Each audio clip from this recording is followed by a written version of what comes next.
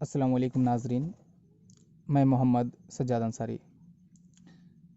ناظرین، اس ویڈیو کو دیکھنے کے بعد آپ اردو کی سب سے مقبول صنف سخن غزل کی تعریف، اس کے موضوعات اور اس کے فن سے واقف ہو سکیں گے۔ آئیے آغاز کرتے ہیں آج کی اس نشست کا۔ غزل اردو شاعری کی سب سے مقبول صنف سخن ہے۔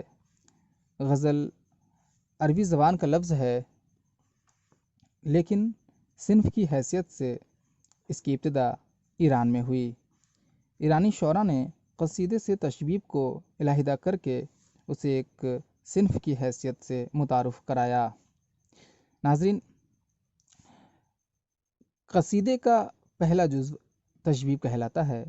چونکہ تشبیب کے موضوعات متنوع ہے، اس میں عشقیہ مضامین باندھا جاتا ہے، لہٰذا یہ متفق رائے ہے کہ تشبیب سے غزل کی ابتدا ہوئی۔ لیکن شمشور الرحمن فاروقی کے مطابق عرب میں ایک صنف شاعری بھی تھی جس کا نام عذری بتاتے ہیں، جس کی حیت جو ہے ہو بہو غزل جیسی ہے۔ اور مجنو گورکھپوری کے مطابق ایران میں ایک صنف سخن موجود تھی جو موسیقی پر مبنی تھی، اس میں موسیقی بھی جس طرح سے غزل موسیقی پر گائی جاتی اسی طرح، اور اس کا نام چامہ بتاتے ہیں۔ لہٰذا متفق رائے یہ ہے کہ قصیدے کے تشبیب سے اس کی ابتدا ہوئی۔ آگے بڑھتے ہیں۔ غزل ایک صنف بھی ہے اور اس کا اپنا ایک مخصوص پیکر بھی۔ اس کی تعمیر میں زبان و بیان، داخلیت، بحر اور ساخت کی خاص اہمیت ہوتی ہے۔ اس میں ثقالت کہتے ہیں بوجھل، ایسے الفاظ جو بوجھل ہوں۔ ثقالت اور کرختگی کے بجائے نرمی اور لطافت کا خیال رکھا جاتا ہے۔ اظہار بیان میں اختصار اور پردہ داری اس کی شناخت ہیں۔ تغزل اور موسیقی میں غزل کی اثر آفرینی پوشیدہ ہے۔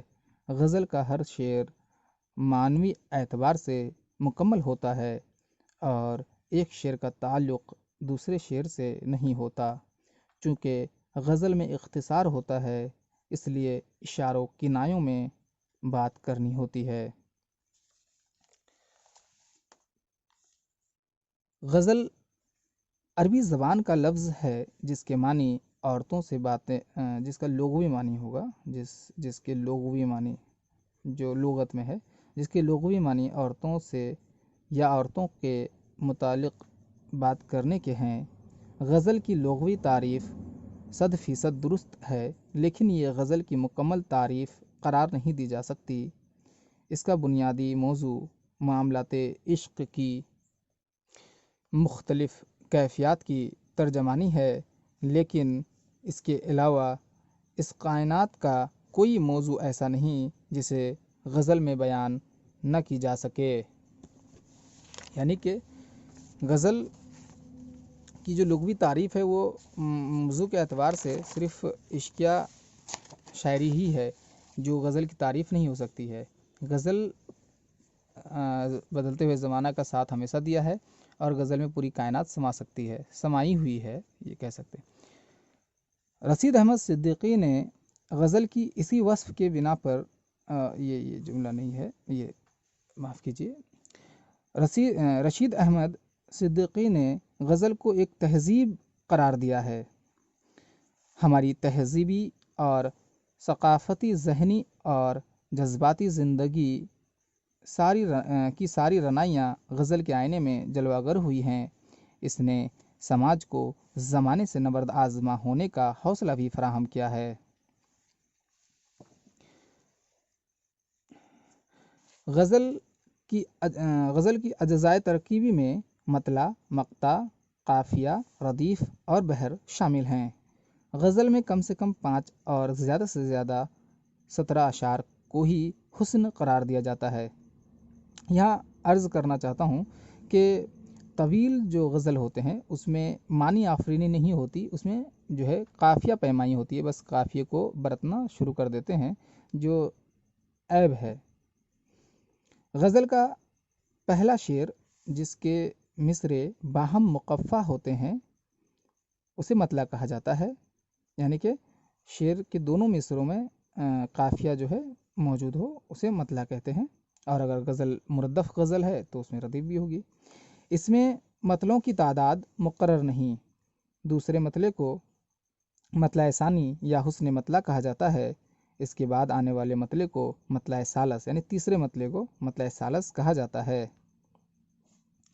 आप इस बात को ज़हननशीं रखें कि हमारे शौरा ने एक ही गज़ल में 8-8 10-10 जो है मतले रकम किए हैं, कहा जाता है। गज़ल का आखिरी शेर जिसमें शायर तखल्लुस नज़्म करता है मक्ता कहलाता है, लेकिन मक्ते के लिए ज़रूरी नहीं कि उसमें तखल्लुस नज़्म किया जाए। तखल्लुस कहते हैं शायर का कलमी नाम या छोटा सा नाम जो वो अदब में इस्तेमाल करते हैं।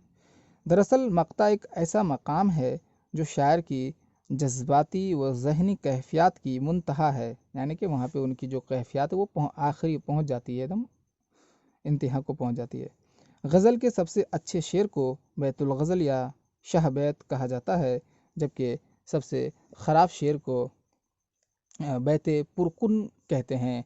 गज़ल की अज्ज़ाए तरकीबी में काफ़िया और रदीफ़ को ख़ास अहमियत हासिल है, हत्ता कि काफ़िए के बग़ैर गज़ल का तसव्वुर भी नहीं किया जा सकता, जबकि रदीफ़ की पाबंदी लाजमी नहीं, अलबत्ता रदीफ़ से शेर की गुनाइयत बढ़ जाती है।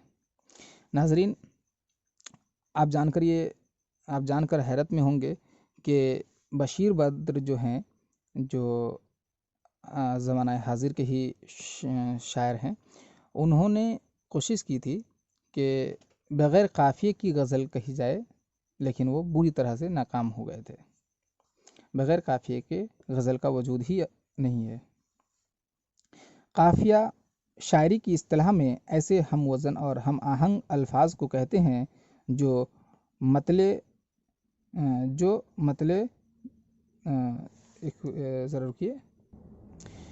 मतले के दोनों मिसरे और बकिया असार के दूसरे मिसरे में रदीफ़ से कबल आते हैं। अगर गज़ल मुरद्दफ़ हो, रदीफ़ यानी कि काफ़िया वो लफ्ज़ है, ऐसे मतलब एक ही वज़न पर होता है काफ़िया और मानी अलग अलग होता है, जो अगर गज़ल मुरद्दफ़ यानी रदीफ़ की पाबंदी है तो रदीफ़ से पहले आएगा, और अगर नहीं है तो वो आखिरी में आएगा, और मतले में दोनों मिसरे में, और दूसरे अशार की जो मिसरा सानी है उसमें वो आता है। रदीफ़ ऐसे लफ्ज़ या मजमुआ अल्फाज होते हैं जो मतले के दोनों मिसरे और बकिया अशार के दूसरे मिसरों में बार बार दोहराए जाते हैं। गज़ल की सबसे अहम और लाजिम जुज़ बहर है। इसके तमाम अशार एक ही बहर में होते हैं। गज़ल उस वक्त गज़ल नहीं होगी, उस वक्त तक गज़ल नहीं होगी, उस वक्त तक यहाँ छूट गया है, उस वक्त तक गज़ल नहीं होगी जब तक कि वह किसी मखसूस बहर में ना हो। अल-मुख्तसर, मतला, मक्ता, काफ़िया, रदीफ़ और बहर की पाबंदी ही में गज़ल की खद्दो खाल की शनाख्त होती है। नाज़रीन, आपने देखा सिन्फ़ गज़ल की तारीफ़, उसके मौज़ूआत और उसकी हैयत। उम्मीद है कि आप इससे फैज़याब हुए होंगे। अगर आपको कहीं भी मेरी गलती नज़र आई हो तो निशानदेही कीजिए, ताकि शुक्रिया के साथ मैं अपनी गलती को दुरुस्त कर सकूं। अगर आपको ये वीडियो पसंद आया हो तो लाइक, शेयर और कमेंट कीजिए। अगली वीडियो तक इजाज़त दीजिए। अस्सलामु अलैकुम।